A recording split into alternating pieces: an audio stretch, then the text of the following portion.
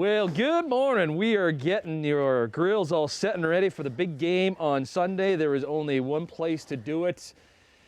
It is with the man himself, the Godfather of the grill. We're in his backyard. Yes, he allowed us back. It is Ted Reeder, ladies and gentlemen. How are you, sir? Fogged up, but I'm doing pretty darn good. Well, you're always a little fogged up, let's be Yeah, honest. well, you know, you got to have a little fun. Well, you got the gear on. Look at you. You got a Bucks jersey. Yeah, Keyshawn Johnson. And I had the pleasure of meeting him years and years ago in Tampa doing some work and became a bit of a Bucks fan. I'm still a Steelers fan through and through, but you know, this weekend I'm going to cheer on Tom Brady and the Bucks and have some fun. And we're getting ready to have a little tailgate party at the house between my wife and our 2 children and the neighbor's cat. That's it.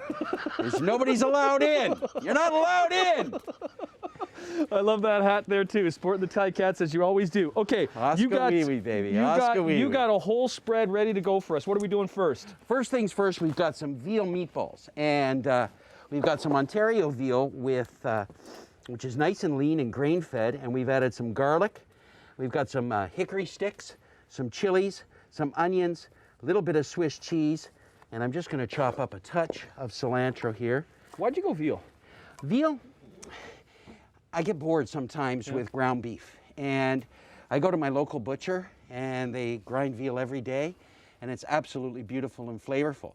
And it's a delicious meat alternative to have than beef and everything else all the time. So I like to change things up, and I enjoy it. I think it makes a great burger, it makes a great meatloaf, stuffing for a ravioli, whatever you want to do. So we just take a little bit of cilantro. You got the hickory sticks for a little crunch in there? A little crunch, and to help bind it together. And then I take about a tablespoon of cornstarch, a little extra, okay? About a tablespoon for every pound of ground meat. What's it doing? And it's catching all the moisture. Because ground veal is lean, you want to keep that moisture in the meat. You don't want a dry little meatball. You want something that's moist and juicy and succulent. So the hickory sticks help with that. The cheese adds a little bit of fat, and then the cornstarch keeps all the moisture in the meatball. Salt and pepper to taste, and then you mix it up. Claw-like fingers, get in there, mix it all together. And once it's mixed, you got that little bit of chili. You take an ice cream scoop, and you're going to scoop. This is a little one, but you're going to scoop. You don't need them too big, right? Just about like that size. You make them all up like that, and then you pop them in your fridge and let them rest an hour. Okay. We then pop them on a plank. I'm going to take my glasses off so I can see what I'm doing. What cue do you got going here? This is called a hasty bake, and it's out of the U.S., and it is for grilling, baking, and smoking. So you can raise and lower. So we've got... Oh, wow, look at those. We got a cherry wood plank here. You could use maple, oak, cedar, whatever you want. See the cheese starts to melt, and then they're just firm. And Tim, if you can hand me that sauce pot right there beside you. Yep. Yeah, just throw it here. And then this is a little glaze of rum, ginger, orange marmalade, and chili sauce. And then you just over top. You serving these with anything? I put them on a little crostini of grilled bread, and that's it. You could take the whole meatball. Where's the tongs gone? Throw them. Thanks, Etsy. And you could literally do this, right? Put them right in there. Roll in and then keep them in a pot of sauce and pop them in your oven low, and then they're ready to serve straight out. Okay. Just like that. Dunk and dip. You keep doing that. Excuse me. We'll take a break. We'll come back because you got a bunch more to show off. But any of these recipes you can find on your website, right? TedReeder.com. Okay. Check us out there, and we'll have some fun. Okay, looking forward to it, Teddy. There we go. A little grilling, glazing, dipping, and licking.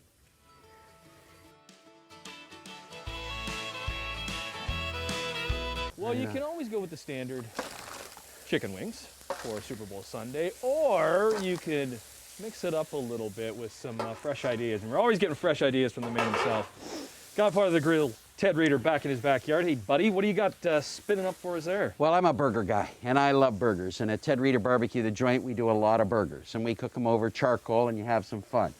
Well, I like to change things up, so this is a turkey burger, Ontario ground turkey. And I've mixed it. Here we go. I can show you in this little bowl. We got ground turkey. We got a little bit of cornstarch, so you're going to add that into it like that. We got some fresh dill, some green onions, And we've got some crispy fried onions. You know, you buy them in the salad section. You get those crispy fried Like onions. pork rinds, but those are onions. Those are onions. And so then you salt and pepper, and you mix the whole thing up, and you get burgers that looks like this. Right. You got it on a bed of onions. On a bed of onions, thinly sliced red and white onions, and they're sauteing. And then you do a squish. And you do the smash. And you can do this in your house in a frying pan, right, or on a griddle, or you can come outside and you can do it like I do on stone. And that's it. Sometimes it gets a little stuck stone there. Special? Like what do you got? What That's soapstone. And it's a little more rustic than a pan. And so I like to play, and you got lots of room to cook on, and you can do everything else. Now we get the buns on the stones over here, toasting up. Right, 1, 2. Well, you got is that bacon, or what do you got on the side there? On Pancetta. On the brick. So it is bacon, but that's pancetta. We got some smoked cheese. So turn your burger over, get right under you. So you start with the onions down first, and then the burger goes up on top. Flip it over. Char is good too, right? You get that little char, the little caramelization. Don't forget to season. Now on top of that, we're going to take a little bit of tomato. I do like tomato. Yeah. Of course, we don't put any lettuce, tomatoes, onions, or things like that on our burgers at the joint. We kind of keep it simple. Mustard, fried pickle. So then you take your tomato. You put the tomato on while it's still... While it's still there, okay? Take some pancetta. 1, 2 slices of this pancetta crispy. You got the burger, the tomato, the onions, everything's there. Everybody needs a little extra. And then... What's the cheese again? This is a smoked cheddar. And you could use a smoked Gouda, you could use a smoked mozzarella, any kind of cheese you want to put on it. And you top it like that, right? Let that melt, and then you put it on the burger. Just let it melt.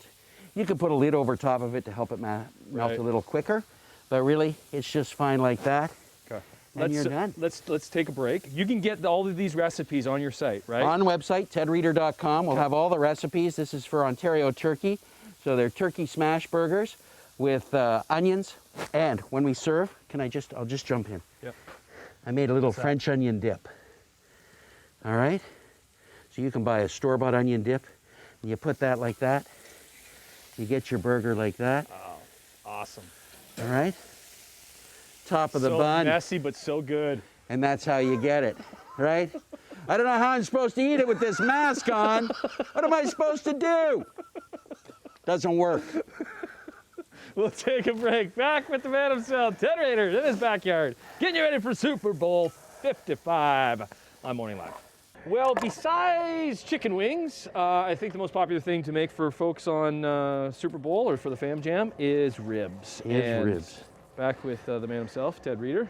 How you doing? Good, buddy. If you haven't seen his backyard, we're pretty lucky to be back here. I guess you don't have very many people back here these days. No, I don't. You're the first in 2021. Oh, nice. Buddy. And we like to have a little bit of fun. So we're just taking the membrane. So why are you taking that membrane off? It's tough.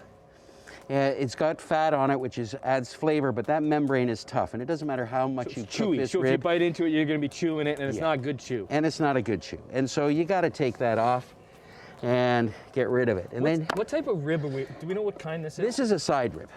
But this is a center cut side rib, also known as a St. Louis rib. So on this end, down on this end, there is, you see this cartilage bone? Normally out here, a full side rib would have what they call the hard bone, the breastbone, and it runs here. So this is a center cut rib. This is all the good stuff. This has lots of fat and cartilage and bone in it, where this is just straight across. So you might be paying a bit more for that, but it's worth it. It's worth it. Okay. It's worth it. But really, if you want to use a back rib, this recipe pretty much works the same for a back rib. But what you want when you're buying it, when you look for ribs, is you really don't want to see any bone. You have a little bit here, but when you see bone, it's called shiners. And when it cooks, it shrinks off the bone and it doesn't look pretty. So once you've done that, I'm a pretty easy guy. I take my Bone Dust barbecue seasoning rub, and you can use whichever one you want. Any rub. Work that in. Just gently flip it. A little bit more. You get a little clump. There you are. the bone dust. Now, a lot of people forget is there's another 2 parts to this rib. So I just want to run it, and then you stand it into the rub. You want to get the flavor of that rub all over the rib, all right? And that, you would rub them all up, you'd have them ready. Right. Now there's 2 different ways that you can cook a rib, all right? I'm a barbecue guy, so I've done my rib in the smoker. We smoke for about 3 hours at, trying to keep, we're a little bit warmer right now, but we're normally running at about 235 degrees. Let me see. Okay. All right? Those have been on there for that long, right? They've been on here for about 3, what is it now? Yeah, probably about 3.5 hours. Okay. And they're starting to peel off and nice. You can, after you get to this point, we're gonna make a quick little sauce for them. A lot of guys will, this is some sriracha, and then we got some whiskey. I'm gonna put a little of my crazy Canuck in there. Just a barbecue sauce, Just right? a touch of barbecue sauce, and then some maple syrup. Right. And then we're just gonna give it a little stir. Oh. And if you mess it up, it doesn't matter. We're having fun. Put that all over it, Yeah. And then how long would they be on there with that sauce on? Probably a good 20 minutes, and I Okay, turn not them, long flip. though, right? All the heavy lifting's already done. All it's done. Now, if you wanted to do these in your oven, because you're going, I'm not going outside for this weekend, it's going to be cold, and I don't want to do that. So here's, I'll glaze this, and I'll tell you the method. You rub them down just like that. Right. You put them in a pan. You add about a can of beer or some water. You can throw in some onions and peppers if you want. Set your oven, 225, and wrap them and pop them in the oven and let them braise that way. And then they'll be nice and tender. When you can take see here, the bone, and it just kind of, look at this. Just pulls out. That's when you Here, know that's they're all ready you to go. get is that little piece. Oh, yeah. That's it. But when it comes like that, they're done. So the same thing in the oven, when you can just wiggle them, Okay. take them out of the oven, and you're laughing. Okay, we got one more. And we're working on some chili and some steaks in the ultimate grill lover's backyard. TedReader.com for all these recipes. Now that is some good looking chili. Huh? You kidding me? Welcome back to the ultimate griller backyard. The man himself, Godfather Grill, Ted Reader. Hey, hey, hey. What do you got going on over there? Well, I'm making a batch of chili. So chili takes a long time to do. It's not something that's going to happen quick. You got to let it cook low and slow. And so this is a blade steak chili made with Canada beef. So it's 100% Canadian beef. And the blade steak comes from up in the shoulder, on the back, up here, from the chuck. And it's a little bit tougher cut. It's a little bit more inexpensive, and it's perfect for making chili. So Because we normally go ground beef. Like we're Right. always going ground beef chili. Why not go ground beef? What's Well, this ground bringing? beef, smaller in texture. Yeah. And it's easy and it's inexpensive, but it doesn't have the bite or the flavor that a blade steak does. And so we've taken a blade steak, and here it is here. And it's a boneless blade steak. It's about 1.5 to 2 inches thick, depending on where it is. And you've got lots of areas with some sinew in it. And so What's it called? Sinew? Sinew. So I'll just show you in here. This silvery meat there, that's extremely, extremely tough. And so you want to remove that when you get in, and you'll go underneath like this, and you'll take it out.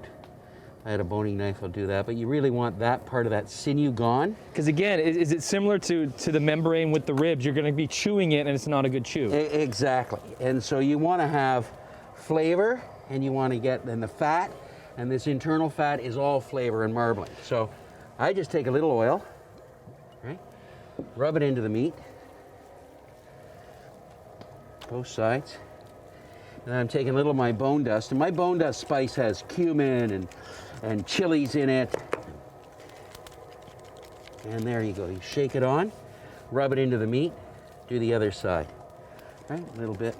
What are you cooking these to? Because there's a bit more fat into it, you want more of a medium rather than a Well, rare? what I'm doing here is a char. So I put them on the grill so that I can sear the meat a little bit and get some of that smokiness from the grill infused into my chili.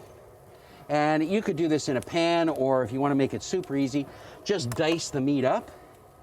And then you can season it and then saute it off in a frying pan. So you're doing most of the cooking of the meat on the grill? No, this is just a quick This is, sear. okay, just quick sear. And then what would happen is it would come here, and after it comes here, I'll dice it up so you get little bite-sized pieces. And my chili recipe is pretty easy. So you get the dice of the beef. We've got some chili peppers in there. I've used some jalapenos and some red fingers. We have a green pepper diced up, and then lots of onion. Right. Fresh garlic. Do we got hickory sticks in there? No, those are garnish. When you do chili, you gotta have a garnish. Cheese, hickory sticks, they're everything. Yeah, just that little garnish. I think they're awesome, man. And but they're fun to do. So let's go over. So you got the chilies. Okay. You saute everything off. You put it into your crock pot or your Instapot, and then you add some chipotle, a small can of tomatoes, half a can of tomato paste, basically, and a little bit of dark beer. And that's the whole Why has it got to recipe. be dark beer? More flavor. And you want to get a little bit of punch of that beer note coming through your chili. So, I got the red ladles right there. the ladle's here. Here we go. So then you come in, and it's just, and you want to stir it. And then how long is that cooking for? It's about, in this pot, it'd be like 3 to 4 hours. Yeah. Just, and I don't like it bubbling this quickly. It's a little too much. And I'd have the lid on and just let it be. But Okay. just nice. In a crock pot, it'll take you about 3 hours. And if you did it in an Instapot, you'd probably be done in 30 minutes. But Awesome, those are, I'm too electronically challenged for that. What do you got to prediction for the game? Tampa Bay, baby. Bucks all taking the it. way. Brady and the Bucks. team, they're going to go out and have some fun. Just like we had today, man. Yeah. Always have. wee to Tampa Bay. Ah, there you go. Working it all in. Love it. Yeah. Teddy, good seeing you, buddy. Thanks for having us. Thanks for here. Have a great Super Bowl weekend. TedReader.com for all the recipes that we explored today.